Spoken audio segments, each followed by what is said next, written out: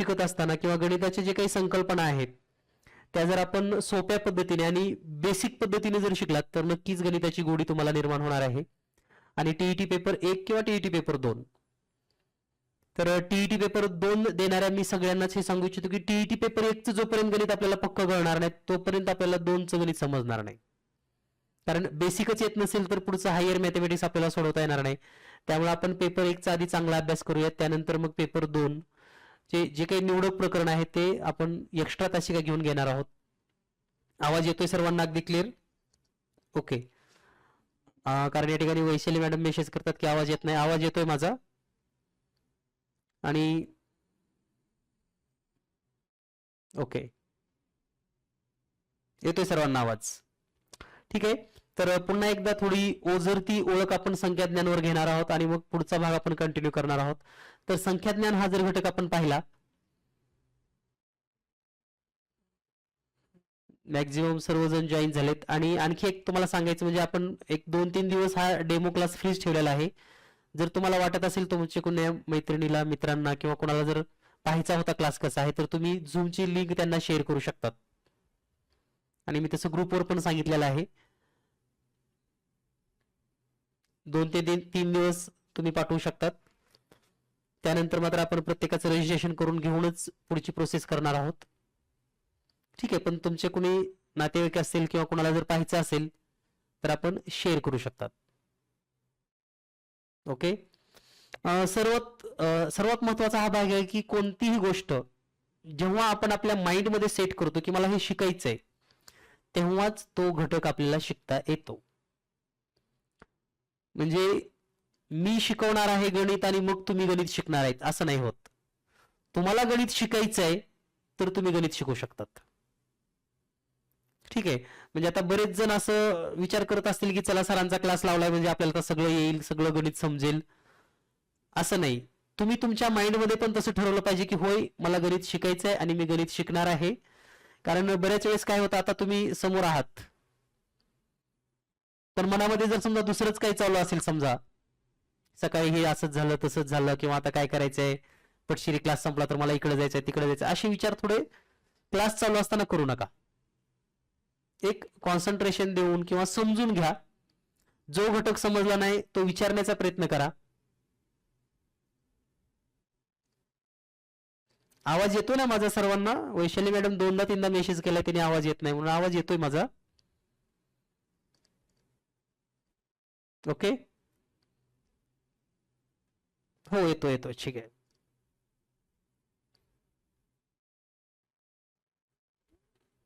तर आपण सर्वांनी जीनियस मॅथ हा क्लास निवडल्याबद्दल तुमच्या सर्वांचं या क्लासमध्ये स्वागत. यापूर्वी आपण फक्त गणित या विषयावर मार्गदर्शन करत होतो किंवा यापूर्वी 2018 ची बॅच, 20 ची बॅच, 21 ची बॅच फक्त गणिताचे क्लासेस आपण घेतले होते आणि अनेक विद्यार्थ्यांना चांगल्या पद्धतीने मार्क आलेले आहेत. त्याचे रिझल्ट्स पण आपण ग्रुपवर शेअर केले होते. 2021 च्या पेपरमध्ये तर जवळपास 150 पेक्षा जास्त विद्यार्थी टीईटी पास झाले होते. तर सांगायचा हा उद्देश आहे की या विषयासोबत आपण इतर विषय पण यावेळेस रेकॉर्डिंग मोडमध्ये तुम्हाला देणार आहोत. त्याचबरोबर प्रत्येक विषयाच्या तुम्हाला नोट्स पण दिले जाणार आहेत. या नोट्स आपल्याला जीनियस मॅथ ऍप मध्ये पीडीएफ फॉर्मॅटमध्ये तुम्हाला मिळणार आहेत. जेणेकरून नोट्स वाचन करून ज्यांना लवकर समजतं ते नोट्स वाचन करू शकतात. ज्यांना व्हिडिओ पाहायला वेळ आहे ते व्हिडिओ पाहून करू शकतात. आता आवाज येत नाही हा प्रॉब्लेम तुमचा आहे. म्हणजे तुमच्याकडे एक बटन असतं म्यूटचं, ते बटन हे केलं तर आता बऱ्याच जणांना झूम मीटिंग कशी चालू करायची किंवा झूम मीटिंग मध्ये कसं म्हणजे ऍक्सेस घेतलं जातं किंवा म्हणजे झूम मीटिंग मध्ये ऐकू कसं येतं हे पण प्रॉब्लेम असू शकतात. पण हळूहळू तुम्ही समजून घ्याल ते. ठीक आहे. आता गणित शिकत असताना म्हणजे पहिला पिरियड तर आपला या ठिकाणी आपण संख्याज्ञानापासून सुरुवात केलेली आहे. आजही आपण तोच भाग रिपीट करणार आहोत कारण ज्याला संख्या कळतात त्याला सगळं गणित कळतं. म्हणजे गणित कळणं म्हणजे खूप मोठे मोठे प्रकरण शिकवणं नाही, तर ज्यांना संख्याचं चांगलं नॉलेज आहे. आता बरेच पालकांच्या मनामध्ये किंवा आता तुम्ही सर्व टीचर्स आहात, तुमच्या मनामध्ये येत असेल की संख्याज्ञान तर आम्हाला येतंय. ठीक आहे. संख्याज्ञान तर आम्हाला येते, मग संख्याज्ञान मध्ये काय शिकायचंय? तर संख्याज्ञान आपल्याला येतं परंतु संख्याज्ञान संबंधी बरेचसे कन्सेप्ट गणितामध्ये आहेत आणि हे कन्सेप्ट आपल्याला क्लिअरली शिकणं गरजेचं आहे. तर सुरुवात करूया आपण आजचा पिरियड. आणि आजच्या पिरियडमध्ये तर पहा, संख्याज्ञान हा शब्द इतका सहज सोपा जरी असला तरी पूर्ण गणिताचा हा केंद्रबिंदू आहे. म्हणजे जर संख्याज्ञान आपलं चांगलं असेल, संख्याज्ञान पक्का असेल, तर आपण अगदी सोप्या पद्धतीने कोणतंही गणित सोडवू शकतात. तर मग संख्या, नंबर, आता दोन गोष्टी आहेत आणखी एक, संख्या आणि अंक, यामध्ये काय फरक आहे माहिती आहे तुम्हाला? संख्या आणि अंक मध्ये काय बदल आहे? तर अंक जर आपण विचार केला तर अंक हे एक अंकी आहेत, जसे की 1 2 3 4 5 6 7 8 9 आणि 0 हे काय आहेत? अंक आहेत. त्याचबरोबर या संख्या पण आहेत. परंतु जर आपण एक दोन अंकी संख्या लिहिली 12, तर ही संख्या आहे, अंक नाही. सिंपल कन्सेप्ट आहे अगदी. संख्या आणि अंक मध्ये काय डिफरन्स आहे? ठीक आहे, जर तुम्ही 5 लिहिलात तर 5 हा संख्या पण आहे आणि अंक पण आहे, दोन्ही पण आहे. सिंपल आहे, यावरचा प्रश्न परीक्षेत येणार नाही, परंतु आपल्याला अशा बारीक सारीक ज्या खोचक गोष्टी आहेत ह्या माहिती असल्या पाहिजेत. अंक हे एक अंकीच असतात, संख्या या एक अंकी असू शकतात किंवा दोन अंकी असू शकतात. ठीक आहे, तर मग जर आपण विचार केला की मानव जेव्हा जंगलात वनात रानात राहत असेल, थोडा भाग आपण रिपीट करतोय पाठीमागचा, तेव्हा त्याला संख्याज्ञान माहिती असेल का? काही लोकांना मीटिंगला असं फुकट जॉईन केलं ना, काहीतरी करत बसतात मध्येच काड्या, दुसरंच काहीतरी शेअर कर, हे कर. त्यामुळं म्हणजे मी लिंक शेअर करत नाही, हा प्रॉब्लेम आहे खरं तर. मध्येच काहीतरी असं करणार की सगळं डिस्टर्ब करणार. असो, तर गणिताच्या जवळपास 8 भाषा आहेत आणि या गणिताच्या 8 भाषा नेमकं काय आहेत? तर बोटांची भाषा आहे, अंकांची भाषा आहे, चित्रांची भाषा आहे, कृतीची भाषा आहे आणि मग संख्यांची भाषा आहे. म्हणजे संख्यांची भाषा सगळ्यात शेवटी. पण अगोदर जेव्हा मानव हा जंगलामध्ये राहत असेल, वनामध्ये राहत असेल, तेव्हा त्यांना काही गणित माहिती नसेल, त्यांच्याकडे पुस्तक नसेल, शाळा नसेल, दप्तर नसेल, संख्यांचा तर काही पत्ताच नाही. तरी पण त्यांचा दैनंदिन व्यवहार कसा होत असेल किंवा त्यांना जीवनामध्ये गणिताची कशी गरज पडली? तर निसर्गामध्ये राहत असताना त्यांच्या सानिध्यामध्ये त्यांच्या घरामध्ये किती माणसं असतील, किती प्राणी आहेत, किती शेळ्या आहेत, अशा अनेक बाबीवर कदाचित त्यांच्या सर्व जे काही दैनंदिन जीवनामध्ये आहे असे प्रश्न पडतच असतील ना त्यांच्या पण जीवनामध्ये. मग त्यावेळेस ते काय करत असतील? बोट दाखवत असतील. समजा किती माणसं आहेत? 2 माणसं आहेत. किती माणसं आहे? 1 माणूस आहे. किती गायी आहेत? 4 गायी आहेत. अशा पद्धतीने काहीतरी त्यांचं संभाषण होत असेल, कम्युनिकेशन घडत असेल. मग आता हे संभाषण होत असताना किंवा कम्युनिकेशन होत असताना पहा, जेव्हा निसर्गतः एखादी गोष्ट निर्माण होते तेव्हा त्या गोष्टीचा शोध निसर्गात लागतो. नॅचरली आपण म्हणतो बघा, नॅचरली रिसोर्सेस म्हणजे काय?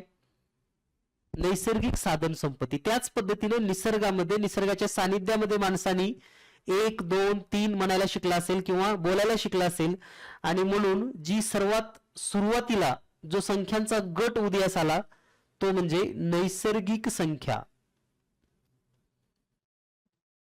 त्याचं नावच का दिलं नैसर्गिक संख्या? तर या सर्व संख्या निसर्गाच्या सानिध्यात असेल किंवा नैसर्गिकरित्या नॅचरली.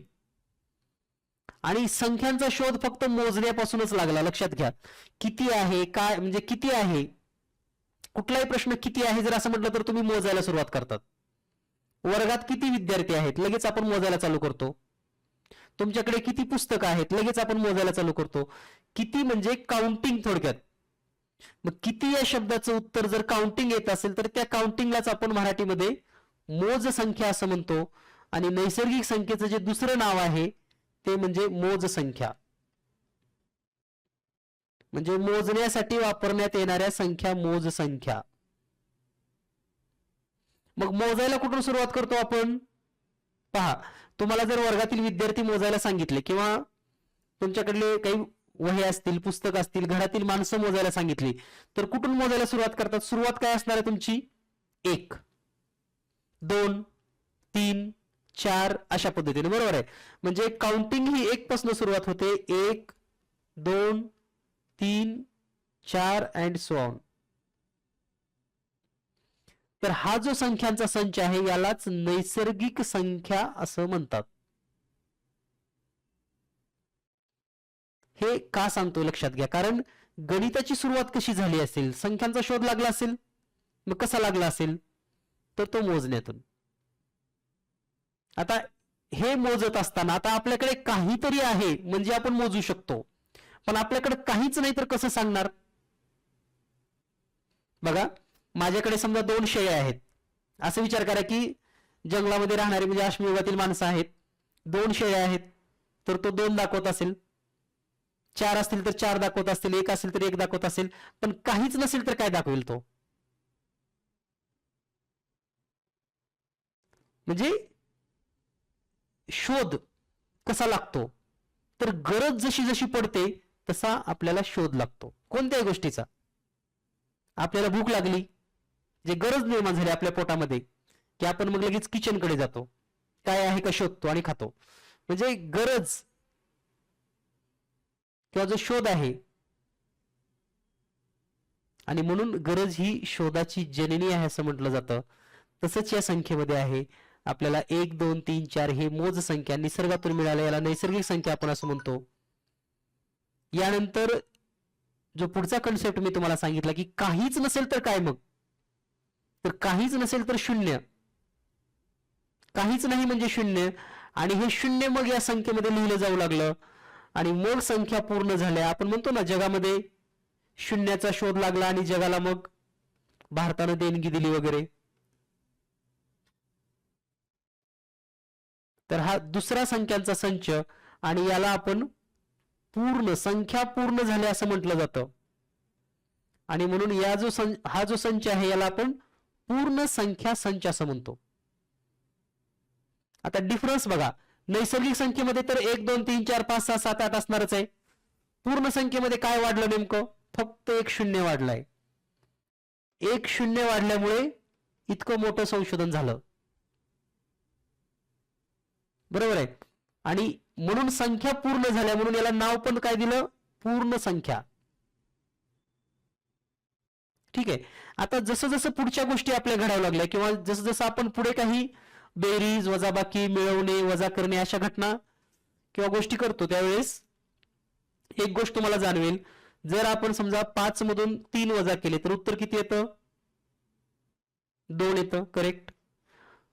5 मधून 3 गेले म्हणजे 3 गेलेत, बरोबर आहे. किती राहिले? 2 राहिले. ठीक आहे. 8 मधून 5 गेले, किती राहिले? 3 राहिले. गेले म्हणजे काय? कमी झाले. आता बघा, लहान मुलांना वर्ड्स प्रॉब्लेम येत नाहीत. लहान मुलाला वर्ड्स प्रॉब्लेम येत नाहीत. तर काय येत नाहीत वर्ड्स प्रॉब्लेम?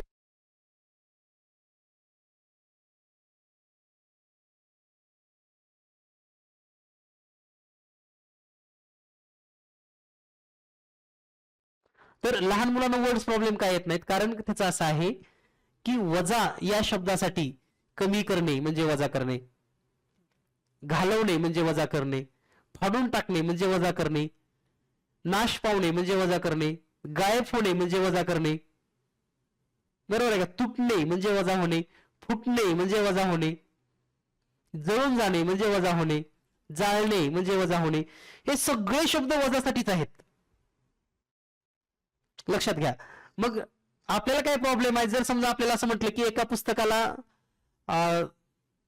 40 पेजेस होते, त्यापैकी मी 20 पानं फाडून टाकले, किती राहिले? आता फाडून टाकले म्हणजे सुद्धा वजा होणे. तसंच बेरजेमध्ये मिसळणे, ऍड करणे, गोळा करणे, एकत्र करणे, जमा करणे, वाढवणे, असे जे सगळे वर्ड आहेत ना, आणि हे ज्यांना लक्षात येतात की बाबा याचा अर्थ म्हणजे बेरीज करणे.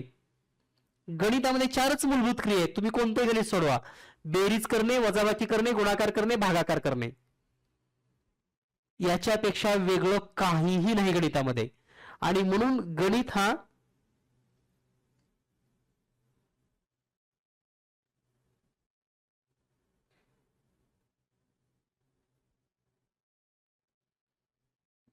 चॅटिंग बंद करणं गरजेचं आहे, कारण त्याचं असं आहे की ती चॅट सर्वांना दिसते स्क्रीनवर.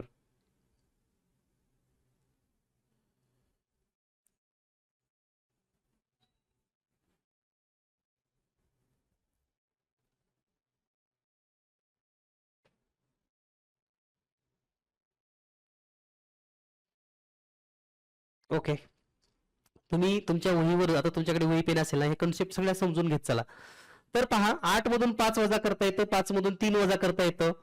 पण जर एखाद्या मुलाने गणित असं लिहिलं 5 वजा 2, हे पण करता येतं. पण चुकून तुमच्या मुलाने गणित असं लिहिलं, समजा जो मुलगा दुसरीला आहे आणि त्यानंच लिहिलं की 2 मधून 5 गेले तर काय होतं, असं तुम्हाला विचारलं. समजा तुमच्या वर्गातला एक मुलगा आहे दुसरीला, ज्याला ऋण संख्या धनसंख्या माहित नाहीत, आपण त्यांना वजाबाकी शिकवली असं समजूयात, आणि त्या मुलाने लिहिले की 2 वजा 5. आता हे गणित तुम्ही वर्गात देऊन पहा, 2 वजा 5. भविष्यात तुम्ही कधी शिक्षक झाला तर तुम्हाला लक्षात येणार नाही सगळे प्रॉब्लेम काय असतात ते. तर 2 वजा 5 मुलं 3च लिहितात, 2 मधून 5 जात नाही ना, मग 5 मधून 2 घालूयात आपण. हा प्रॉब्लेम 10वीच्या वर्गामध्ये पण जाणवतो. तुम्ही जर आजही काही 10वीच्या वर्गामध्ये गेलात, 9वीच्या वर्गामध्ये गेलात, 8वीच्या वर्गामध्ये गेलात आणि त्यांना जर एखादं गणित असं दिलं 4325 वजा 1989, 5 मधून 9 जात नाही तर 9 मधून 5 घालवते त्यांनी 4 लिहितात, 8 मधून 2 घालून 6 लिहितात, 9 मधून 6 घालतात, असं असं उत्तर काढणारी मुलं आहेत काही.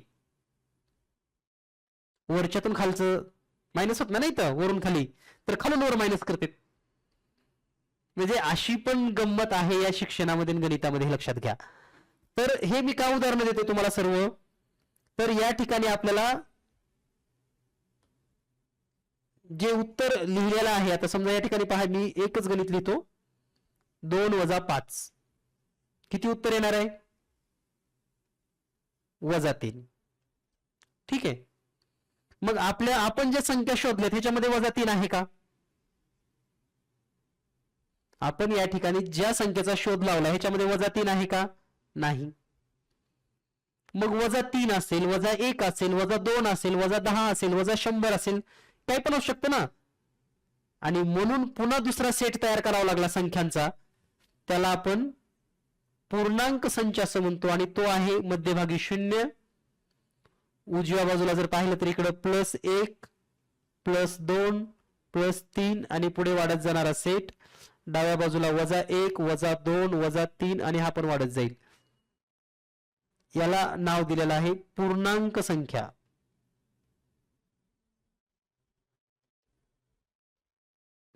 सेट लक्षात घ्या. बऱ्याच वेळेस आता हे शिकल्यानंतर तुम्हाला वाटतं किती सोपं गणितामध्ये, हे तर किती सोपं होतं. पण हे जर 4 दिवसापूर्वी तुम्हाला विचारलं असतं सर्वात लहान पूर्णांक संख्या कोणती, माहिती आहे सर्वात लहान पूर्णांक संख्या कोणती, तुम्ही तुमच्या माइंडमध्ये उत्तर सेट करत चला. म्हणजे तुम्ही मलाच उत्तर दिलं पाहिजे म्हणजे उत्तर दिले असं नाही. मी शिकवत असताना तुमच्या मनामध्ये एक विचार जरी आला, तुमच्या मेंदूमध्ये एक लहर जरी उठली, म्हणजे कसं असतं, जसं जंगलामध्ये जेव्हा एखादा प्राणी चालत जातो तेव्हा त्याच्या पावलाची ठसे उमटतात,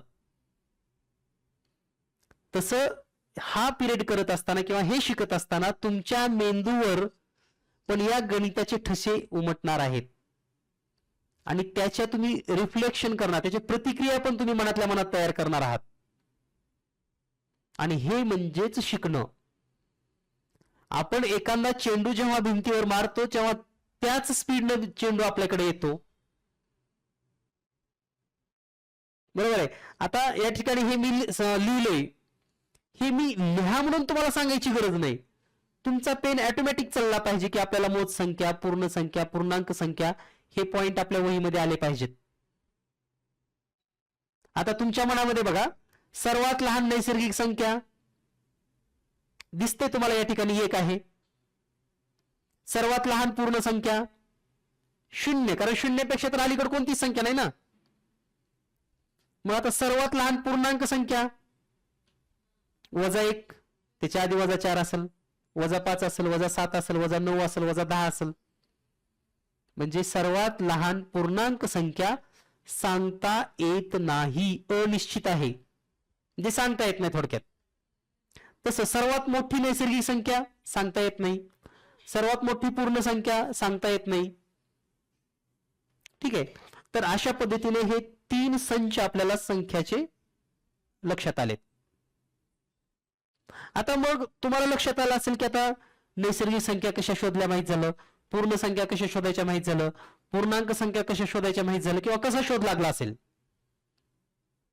आता याच्या पुढचा संच आहे आणि त्याची गरज कशी पडली पहा. तर त्याची गरज का पडली, तर आपण दैनंदिन जीवनामध्ये जीवन जगत असताना अनेक शब्द वापरतो. जसं 2.5 लिटर, त्यानंतर 1.25 किलो. आता 2.5 लिटर 1.25 किलो गणितात कसं लिहायचं. 2:45 वाजलेत, कसं लिहायचं गणितामध्ये. 2.5 लिटर म्हणजे कसं लिहू शकता तुम्ही, 1/2.1/2 लिटर. गणितामध्ये म्हणजे संख्यामध्ये 2.5 लिटर म्हणजे पण 2.5 लिटर झालं. या दोन्हीचा अर्थ एकच, बरोबर आहे. मग आता हे 2.1/2 किंवा 2.5 हे आपल्या या 3 संख्यामध्ये सापडतं का, 3 प्रकारच्या संख्येमध्ये. नैसर्गिक संख्येमध्ये आहे का, नाही. पूर्ण संख्येमध्ये नाही, पूर्णांक संख्येमध्ये नाही. मग शोध लावावा लागला आता पुढच्या सेटचा, बरोबर आहे. आणि म्हणून या संख्यांसाठी पुन्हा एक नवीन सेट तयार करण्यात आला, तो म्हणजे परिमेय संख्या. कोणता सेट आहे, परिमेय संख्या संच.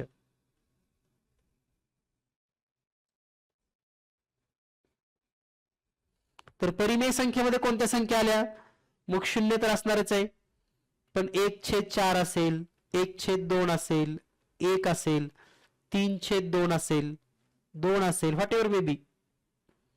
इकडे पण -1/4 असेल, -1/2 असेल, -1 असेल, -3/2 असेल, 2 असेल. म्हणजे पहा यामध्ये कोणत्या कोणत्या संख्या झाल्या, तर सर्व धन संख्या, सर्व ऋण संख्या, शून्य, आणि म्हणून याचं नाव आहे परिमेय संख्या. नैसर्गिक संख्या, पूर्ण संख्या, पूर्णांक संख्या आणि परिमेय संख्या. ठीक आहे. आता या संख्या लक्षात आल्यानंतर आणखी एक संख्या संच आपल्याला तुम्ही ऐकला असेल, तो म्हणजे अपरिमेय संख्या संच. अपरिमेय संख्या, आता हा परिमेयपेक्षा मोठा नाही, फक्त अपरिमेय थोडा वेगळा घटक आहे. तर अपरिमेय संख्या म्हणजे कोणत्या, तर ज्या संख्यांचे वर्गमूळ निघत नाही, ज्या संख्यांचे वर्गमूळ काढता येत नाही. मग कोणत्या संख्या आहेत अशा, वर्गमुळात 10. माहिती आहे का वर्गमूळ तुम्हाला, नाही. 16चं वर्गमूळ माहिती आहे 4 आहे, 25चं वर्गमूळ 5 आहे, 36चं वर्गमूळ 6 आहे, पण 10चं वर्गमूळ काढता येत नाही. वर्गमुळात 14, वर्गमुळात 70, काय पण लिहू शकता तुम्ही. अशा या संख्या आहेत अपरिमेय संख्या. ठीक आहे. आणि आता या सर्व संख्यांना एकत्र घेऊन चालणारा संच, त्याला आपण वास्तव संख्या असं म्हणतो. वास्तव संख्या. वास्तव संख्या म्हणजे काय, सर्वच संख्या, जेवढ्या काही संख्या तुम्ही पाहिल्यात आता, नैसर्गिक संख्या म्हणजे पण वास्तव संख्या. ठीक आहे. आता याला इंग्रजीमध्ये काय नाव म्हणतात ते पण सांगतो मी. काही जणांना इंग्रजीची पण गरज असते थोडीफार. नैसर्गिक संख्याला आपण नॅचरल नंबर असं म्हणतो. Natural number. पूर्ण संख्याला आपण होल नंबर असं म्हणतो. पूर्णांक संख्याला इंटिजर असं म्हणतो. इंटिजर. परिमेय संख्याला आपल्याला रॅशनल नंबर म्हटलं जातं. रॅशनल. अपरिमेयला इररॅशनल आणि वास्तवला रियल नंबर.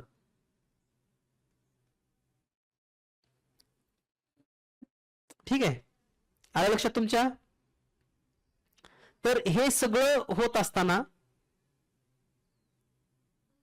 वास्तव संख्या याच्यापेक्षा वेगळा आणखी एक संच आहे, तो म्हणजे इमॅजिनरी नंबर.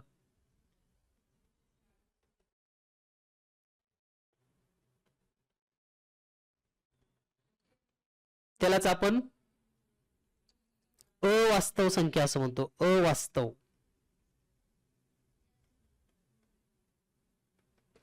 तर अवास्तव संख्या म्हणजे कोणत्या? तर ऋण संख्यांची वर्गमूळ. पहा, वर्गसंख्या जर तुम्ही कोणतीही वर्गसंख्या पाहिली, समजा 2 गुणिले 2 किती येतं? 4. म्हणजे थोडक्यात 2 चा वर्ग किती आला? 4 आला. 3 चा वर्ग किती येतो? 3 गुणिले 3 बरोबर किती येतो? 9. जर वजा 5 चा वर्ग करायचा असला तर काय होईल सांगा? वजा 5 म्हणजे किती? वजा 5 गुणिले वजा 5 बरोबर 25. म्हणजे धन संख्येचा वर्ग पण धनच असतो आणि ऋण संख्येचा वर्ग पण धनच असतो. हा एक नियम तुम्हाला लक्षात आला. ठीक आहे. म्हणजे तुम्ही या ठिकाणी वर्गमुळात 25 ची किंमत लिहू शकता. म्हणजे वर्गमुळात 4 बरोबर 2 लिहिता येतं. वर्गमुळात 9 बरोबर 3 लिहिता येतं. वर्गमुळात 25 बरोबर, आता हे ऋण आहे तर आपण प्लस पण लिहू शकतो आणि ऋण पण लिहू शकतो. +5 किंवा -5.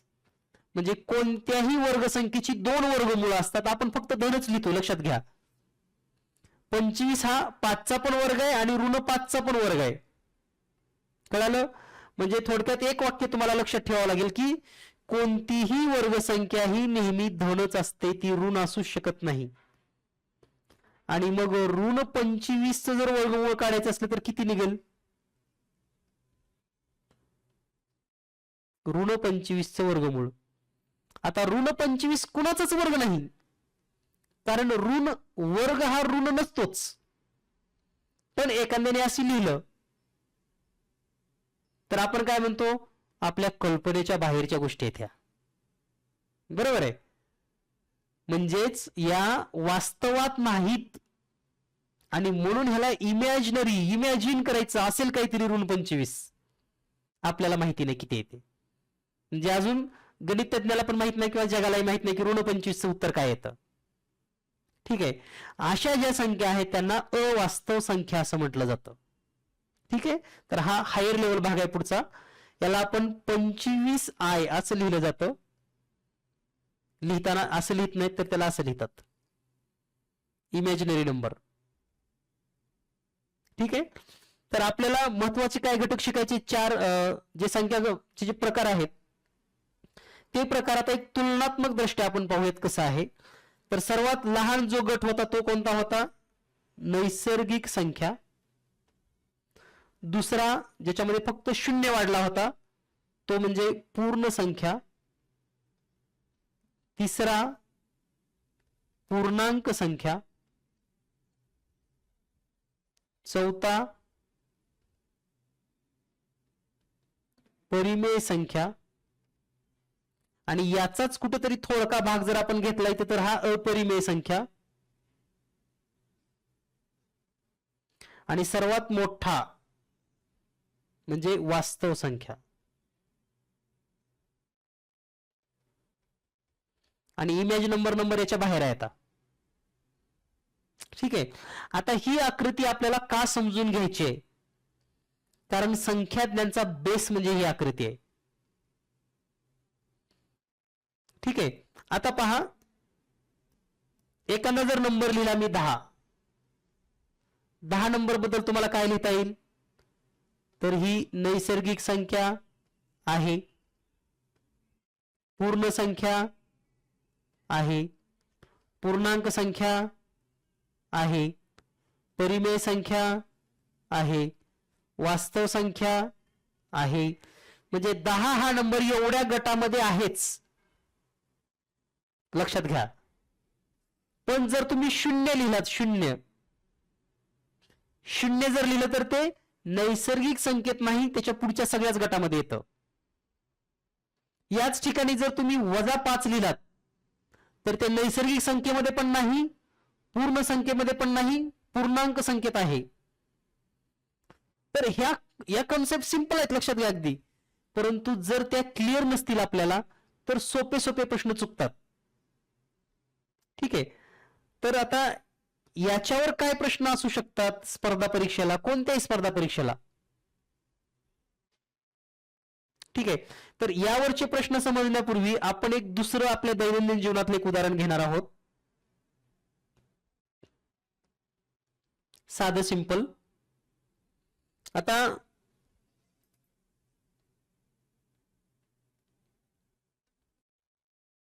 एक गावाचं नाव लिहितो मी या ठिकाणी, आशिव. आशिव हे एक गाव आहे. ठीक आहे. हे गाव कुठं आहे, तर हे गाव आहे औसा तालुक्यात. औसा तालुका कुठं आहे, तर हा आहे लातूर जिल्ह्यात. लातूर जिल्हा कुठं आहे, तर तो आहे महाराष्ट्रात. महाराष्ट्र कुठं आहे, तर तो आहे भारतात. ठीक आहे. आता या डायग्रामची आणि आपण काढलेल्या डायग्रामची तुलना करायची आपल्याला. ठीक आहे. ही तुलना का करायची ती आपण समजून घेऊयात. तर पहिल्यांदा आपण या डायग्रामवर काम करूयात, जे तुम्ही पण लिहू शकता. समजा तुमचं गाव, तुमचा तालुका, जिल्हा, महाराष्ट्र आणि भारत. बरोबर आहे. आता या डायग्राम मध्ये मी एक वाक्य लिहिणार आहे, पहा.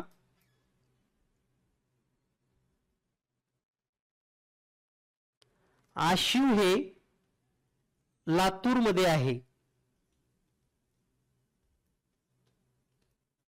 हे वाक्य चूक आहे का बरोबर आहे? बरोबर आहे. पण जर मी असं लिहिलं, लातूर हे आशिव मध्ये आहे, चूक होणार आहे, लक्षात घ्या. औसा हा तालुका भारतात आहे हे वाक्य बरोबर आहे, पण भारत अंशात आहे हे चुकीचं आहे. का समजायला लागलं ना तुम्हाला? हा सहसंबंध लक्षात आला का? महाराष्ट्र भारतात आहे पण भारत महाराष्ट्रात नाही. आशिव भारतात आहे पण भारत आशिवात नाही. आता यामध्ये थोडे बदल करतो मी. पार्शियल बदल काय आहे बघा. संपूर्ण आशिव लातूर मध्ये आहे, बरोबर आहे. संपूर्ण आशिव म्हणजे आशिव एक गाव आहे, ते लातूर मध्ये आहे. किंवा संपूर्ण लातूर जिल्हा महाराष्ट्रात आहे. दोन्ही वाक्य बरोबर आहेत. आता मी वाक्य थोडे उलटे बोलतो. कसे? महाराष्ट्राचा काही भाग लातूर आहे, बरोबर आहे. भारताचा काही भाग लातूर आहे, बरोबर आहे. महाराष्ट्राचा काही भाग आशिव पण आहे, बरोबर आहे. आता हे जसं समजलं तसंच आता इथं संख्यामध्ये पण आपल्याला अशी वाक्य म्हणायची. संख्यामध्ये काय म्हणता येईल आता? नैसर्गिक संख्या या पूर्ण संख्या असतात. नैसर्गिक संख्या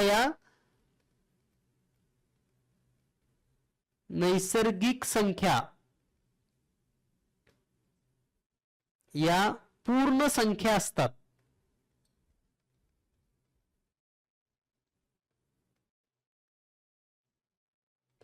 ठीक आहे. नैसर्गिक संख्या पूर्णांक संख्या असतात, बरोबर आहे. नैसर्गिक संख्या वास्तव संख्या असतात, बरोबर आहे.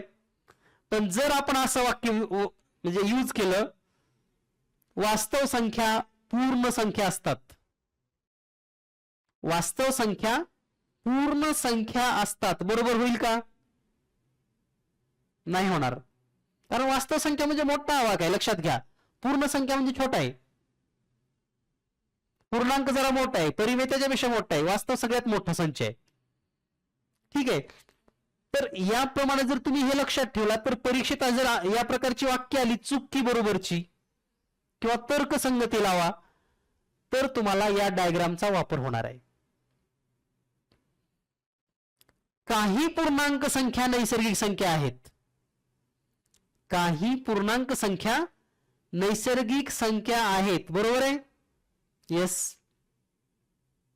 पण सर्व पूर्णांक संख्या नैसर्गिक संख्या नाहीत. सर्व पूर्णांक संख्या नैसर्गिक संख्या नाहीत. तर हा जो तरतम भाव आहे, हा भाव किंवा हा कन्सेप्ट तुम्हाला या ठिकाणी कळाला असेल असं मला वाटतं, कारण हा कन्सेप्ट इतका महत्वाचा आहे. लहान मुलांना पण समजावत असताना जर तुम्ही या प्रकारची डायग्राम वापरली तर हे कधीच विसरू शकत नाही. कारण तुमचं गाव तुमच्या जिल्ह्यात असतंय, पण तुमचा जिल्हा तुमच्या गावात नसतो. तसंच या ठिकाणी आहे. नैसर्गिक संख्या पूर्णांक संख्या असतात, पण पूर्णांक संख्या नैसर्गिक संख्या असतातच असं नाही, असतात काही फार. मग ते डिपेंड अपॉन वाक्य कसं असणार आहे त्याच्यावर हा सर्व भाग डिपेंड अवलंबून आहे. तर या पद्धतीनं आतापर्यंत आपण एक गोष्ट शिकली, ज्या गोष्टीमध्ये जसा जसा संख्यांचा शोध लागत गेला तसे तसे त्यांचे ग्रुप वाढत गेले, त्यांचे प्रकार वाढत गेले. आणि या पद्धतीने जर तुम्ही गणित शिकला असेल आतापर्यंत तर मला वाटत नाही तुमचं कधी विसरू शकतं नैसर्गिक संख्या, पूर्ण संख्या, पूर्णांक संख्या, परिमेय संख्या, वास्तव संख्या. जर तुम्हाला फक्त असं जर समजा तक्ता काढून दिला, असा तक्ता लिहून दिला नुसतं, तर अशानं गणित कळत नाही. गणित आपल्याला दिसलं पाहिजे. गणित आपल्याला दिसलं पाहिजे, आपल्याला वाचता आलं पाहिजे, आपल्याला त्याच्याबरोबर म्हणजे ऍक्टिव्हिटी करता आल्या पाहिजे, तरच ते गणित कायमस्वरूपी आपल्या माइंडमध्ये राहतं. आणि हेच आपल्याला या ठिकाणी करायचं आहे. तुम्हाला माहिती आहे, तुम्ही आतापर्यंत आता डीएड बीएड वगैरे केलं, तुमच्यापैकी सर्वांना अ पासून ने पर्यंत अन्नसागरी लिहिता येते का? म्हणजे आम्ही कधी लिहिलीच नाही. कधी लहानपणी आपण अ आ ई वगैरे लिहित असताल, बरोबर आहे. आता जर क पासून ने पर्यंत लिहायला लावलं ना, आता तुम्ही स्पर्धा परीक्षेमध्ये असल्यामुळे कदाचित लिहू शकाल, पण बऱ्याच जणांचं ये नंतर र लिहायचं का, र नंतर ल लिहायचं का, व च्या नंतर काय येते, शेच्या नंतर किती अक्षर हे सांगता येत नाही लवकर. नोप आपण इतके शिकलेलो असलो. तसंच गणिताचं आहे. आणि गणितासोबत जर मैत्री करायची असेल, गणिताची जर आवड निर्माण करायची असेल, तर गणित समजून घ्या एकदा. आणि एकदा का जर तुम्ही गणित चांगलं समजून घेतलात की तुमचा सगळ्यात आवडता आणि बेस्ट विषय असेल गणित. तर या ठिकाणी आपल्याला हे लक्षात आलं असेल. आता तुम्हाला एक सोपी कन्सेप्ट करायचे. तुम्ही कधी लहान मुलांना म्हणजे अभ्यास दिलाय का नाही मला माहिती नाही, पण जर दिला असेल आणि आपण म्हणतो त्यांना उजळणी लिहित बस, पाडे लिहित बस, बरोबर आहे. किती वेळ लागतो उजळणी लिहायला? खूप झालं 2 मिनिट, 3 मिनिट, 4 मिनिट, बरोबर आहे. पाडे लिहायला तेवढाच वेळ पाठ असतील तर. आता आपल्यापैकी किती जणांचे पाडे पाठ आहेत? काही गरजच नाही ना आपल्याला पाडेपाठ करायची, आपण करतच नाही, बरोबर आहे. आणि मग आपल्याला गणित तर फास्ट यायचं आहे, पाडे तर पाठ नाहीत. म्हणजे साधं गणित सांगतो तुम्हाला, जर असं सांगितलं ना 91 ही संख्या मूळ आहे का नाही ओळखा. मूळ आहे का संयुक्त आहे?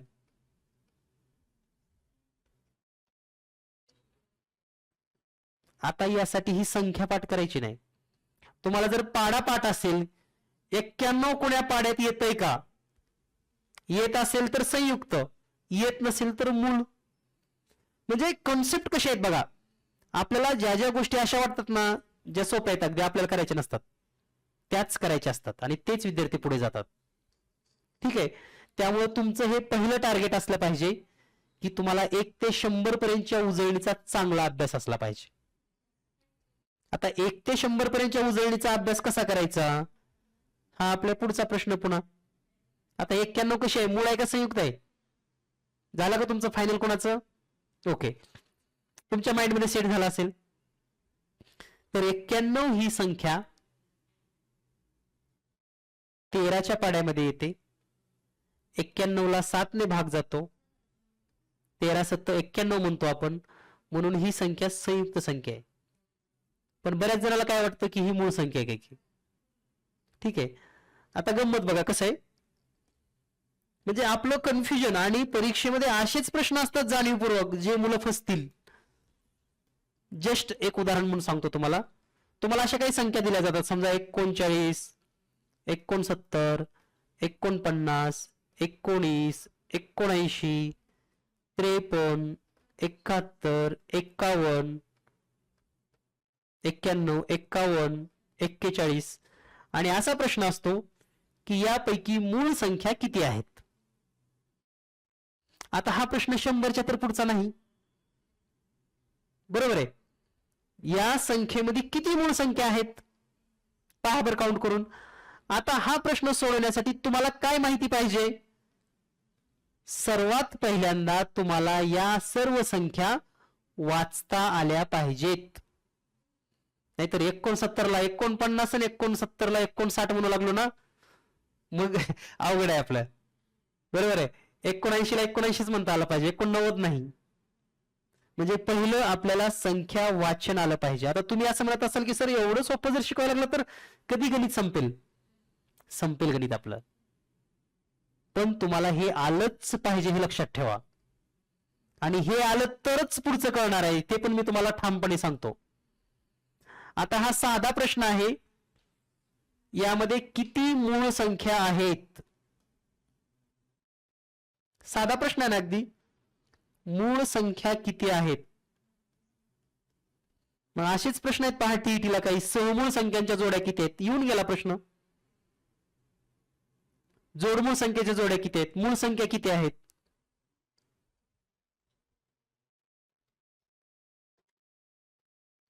तर कोणताही प्रश्न सोडवत असताना आपल्याला वाचन करता आला पाहिजे.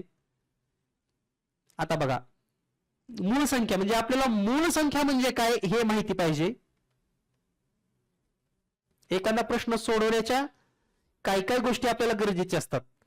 बर, मूळ संख्या माहिती असेल तर त्या शोधण्याची पद्धत माहिती पाहिजे,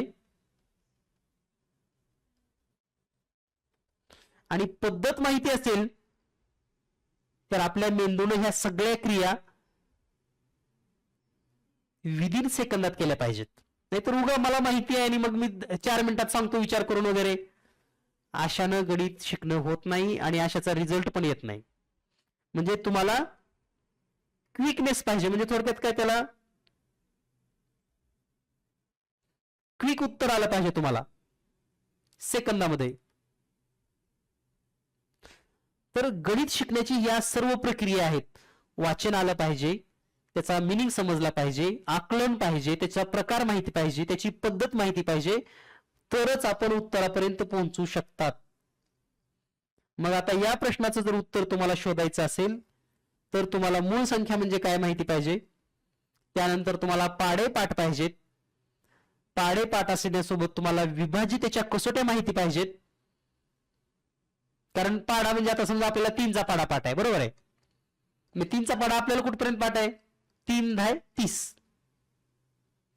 मग 3च्या पाड्यामध्ये 49 आहे का नाही कसं ओळखायचं? 3च्या पाड्यामध्ये 91 आहे का नाही कसं कळणार? 7 10 70 येतं ना, आपण म्हणतो की 91ला 7ने भाग जातो, कसं कळणार?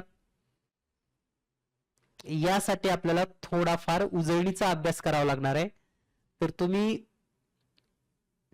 आज उद्या उजळणी पण लिहा 1 ते 100 पर्यंत, त्यानंतर 1 पासून 30 पर्यंतचे पाढे पण लिहा, आणि जास्तीत जास्त पाढे पाठ करून घ्या. टीईटी पास व्हायचं असेल तुम्ही पुन्हा म्हणू नका की कारण मी तुम्हाला गॅरंटी द्यायला लागलो टीईटी पास व्हायची, पण तुम्ही पण मला गॅरंटी द्यायची की मी सांगितलेला अभ्यास करायची. असं नाही होणार की म्हणजे चला सरांचा क्लास लावला टीईटी पास व्हाय. ठीक आहे. आणि जर तुम्हाला असं वाटत असेल सर पाढेपाठ करणं कसं शक्य आहे, मग मी पण म्हणणार टीईटी पास होणं कसं शक्य आहे. बरोबर आहे की नाही? त्यामुळं ह्या सोप्या प्रक्रियेत. आता मला सांगा, पाढे पाठ करणं काय तुमचं आत्ताचं काम आहे का? नाही ना. तुम्ही बालपणीच पाढे पाठ केलेत आणि कसे पाठ केलेत आता हे तुम्हाला माहिती आहे. म्हणजे जर तुम्ही तेव्हा चांगले पाठ केले असतील तर आता तुम्हाला पाठ करायची गरज नाही, एका रिव्हिजन मध्ये तुम्ही सांगू शकतात. बरोबर आहे. त्यावेळेस केले नसतील तर आता करावे लागतील. आणि मी तुम्हाला हेच सांगणार आहे की तुम्ही मी सांगितलेलं जेवढं तुम्ही करचाल. आता पाढे पाठ करणं सोपं आहे का अवघड आहे हे तुम्ही ठरवायचं. बरोबर आहे. म्हणजे तुम्ही समजून घ्यायचं की पाढे पाठ करणं सोपं आहे का अवघड आहे. आणि मनामध्ये कुठलाही संकोच वगैरे ठेवू नका. गणित शिकायचं आहे ना, विद्यार्थी व्हा. कुठलाही घटक असू द्या, हाच गणितच नाही, आपले मराठीचे पण व्हिडिओ आपण देणार आहोत, मानसशास्त्राचे देणार आहोत, परिसर अभ्यास देणार आहोत. तुम्हाला शिकायचं ही भावना ठेवा तर तुम्ही शिकू शकतात. तुम्हाला काय वाटतं, एखाद्या मंदिरात गेल्यानंतर 100 लोक पाया पडतात आणि त्याच्यातल्या 50 लोकांचे म्हणजे कामं पूर्ण होतात, 50 लोकांचे होत नाहीत. दगड जरी असला तरी तिथं भाव असेल तर तो पावतो. मग मी तर जिवंत माणूस आहे तुमच्यासमोर. म्हणजे तुमचा पण भाव असला पाहिजे की बाबा आपण क्लास लावलाय म्हणजे आपल्याला गणित समजणार आहे, गणित आपण शिकणार आहेत. त्यामुळे पॉझिटिव्ह असं राहिलं पाहिजे ना. निघालीच टीईटी आपली आता, पण काय जे सांगितले ते करता आलं पाहिजे. तर एवढंच या ठिकाणी बोलेन आणि या ठिकाणी मूळ संख्येचं मात्र उत्तर शोधूयात. आणि उद्या आपल्याला उजळणी शिकायचे हे लक्षात ठेवा. आणि तुम्हाला मी सांगितल्याप्रमाणे पहिले 2-3 दिवस तुम्ही ही लिंक तुमच्या मित्रांना शेअर करू शकतात. कारण बऱ्याच लोकांचं कसं असतं, बघावं लागतं, सरांचं बोललेलं कळतं का नाही, सर खूपच अवघड भाषा बोलायला लागली तर मग आपण उगाच कशाला क्लास लावायचा, किंवा खूपच असं पण असू शकतं. त्यामुळे ठीक आहे, 1-2-3 दिवस तुम्ही तुमच्या मित्रांना मदत करू शकतात, शेअर करू शकतात, लिंक जॉईन करण्यासाठी पण सांगू शकतात. तुम्हाला जर वाटत असेल तर, मी म्हटलोय म्हणून खराच असं काही नाही, ठीक आहे.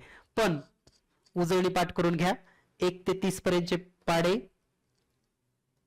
1 ते 30 पर्यंतचे वर्ग हे पाठ करायचं लक्षात ठेवा. 1 ते 20 पर्यंतचे घन एवढंच पाठ करायचंय, पुन्हा काहीच पाठ करायचं नाही तुम्हाला. आलं का लक्षात?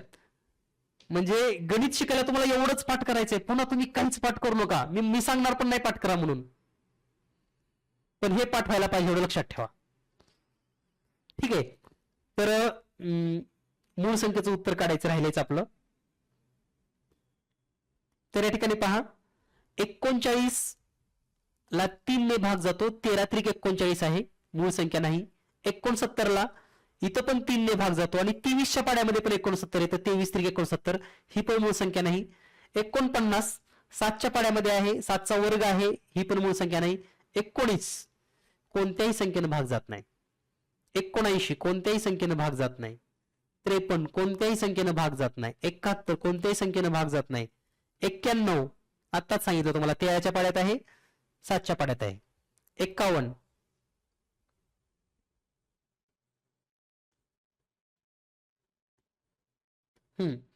51 17च्या पाड्यामध्ये 51 आहे, 3 न पण भाग जातो. 41 मूळ संख्या आहे, म्हणजे या ठिकाणी मूळ संख्या किती झाल्या? 5. तर असेच प्रश्न असतात. मग पर्यायामध्ये असतं 5, बी पर्याय असतो 6, सी पर्याय असतो 4 आणि डी पर्याय असतो 7. आणि मग प्रश्न असतो की खालीलपैकी किती संख्या मूळ आहेत. याच्याही पुढे जाऊन प्रश्न कसे असतात, खालीलपैकी मूळ संख्यांची बेरीज किती. मग ह्याच्या पुढचा भाग वाढला, मूळ संख्या शोधायच्या, त्याची बेरीज करायची आणि मग पर्याय शोधायचा, आणि हे पण 30 सेकंदात. आणि म्हणून गणित शिकण्यामध्ये इतकी गंमत आहे ना, फक्त तुम्ही शिकत राहा. जेव्हा 2 महिने पूर्ण होतील तेव्हा तुम्ही गणितामध्ये असे मास्टर व्हाल की कोणालाही तुम्ही म्हणाल आता मी गणिताचेच क्लासेस घेतो, गणितच मी शिकवतो. आणि नक्कीच माझा प्रत्येक विद्यार्थी माझ्या इतका हुशार नव्हे तर माझ्यापेक्षा जास्त हुशार व्हायला पाहिजे.